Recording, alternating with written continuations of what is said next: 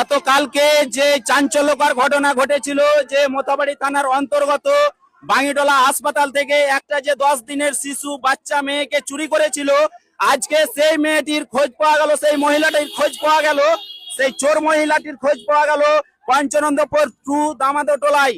এখান থেকে প্রায় পুলিশের যারা উচ্চ আধিকারিক তারা এসে এখান থেকে কিন্তু নিয়ে গেল সেই মহিলাকে।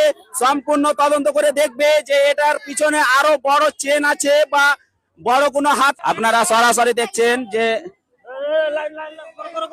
নিয়ে যাচ্ছে এখান থেকে পুলিশের যারা আধিকারিক তারা কিন্তু নিয়ে যাচ্ছে।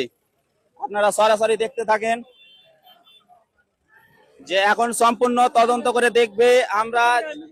এখনো পুলিশ প্রশাসন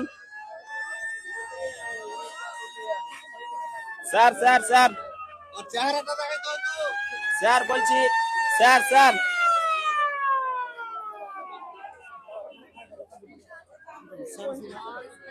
ওই ধরো স্যার একটু কথা। গতকালকে যে চাঞ্চল্যকর ঘটনা ঘটেছিল যে মোথাবাড়ি থানার অন্তর্গত বাঙ্গিটোলা হাসপাতাল থেকে একটা যে 10 দিনের শিশু বাচ্চা মেয়েকে চুরি করেছিল, আজকে সেই মেয়েটির খোঁজ পাওয়া গেল, সেই মহিলাটির খোঁজ পাওয়া গেল, সেই চোর মহিলাটির খোঁজ পাওয়া গেল পঞ্চানন্দপুর 2 দামাদটোলায়। এখান থেকে প্রায় পুলিশের যারা উচ্চ আধিকারিক তারা এসে এখান থেকে কিন্তু নিয়ে গেল সেই মহিলাকে।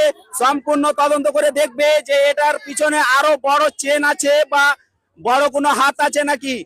তো আপনারা যে এই নিউজটি ছড়িয়ে দিবেন, যেনারা হয়তো আমাকে বারবার করে কল করছিলেন, আমার যে SMS করছিলেন আমার নিউজ দেখে গতকালকের, আজকে সেই নিউজটির যে আজকে দ্বিতীয় পার্ট, যে সেই বাচ্চাটিকে পাওয়া গেছে আর সেই মহিলা সমেত পাওয়া গেছে। তো আপনাদের আমরা বলবো বারবার করে যে এই ধরনের মহিলাদের যাতে যাতে সব থেকে বেশি শাস্তি হয় সেই ব্যবস্থা যাতে পুলিশ প্রশাসনের কাছে আমরা রাখছি। আর এখানকার যারা এখানে আমাদের যে বাচ্চাটা চুরি হয়েছিল সেই এরিয়ারই কিন্তু জনপ্রতিনিধি, পঞ্চায়েত সমিতির সেখানকার মেম্বার, তো ওখানকার যে মেম্বার তেনার কাছে আমরা জানবো যে পুলিশ প্রশাসন পক্ষ থেকে আপনাদের কি বললো।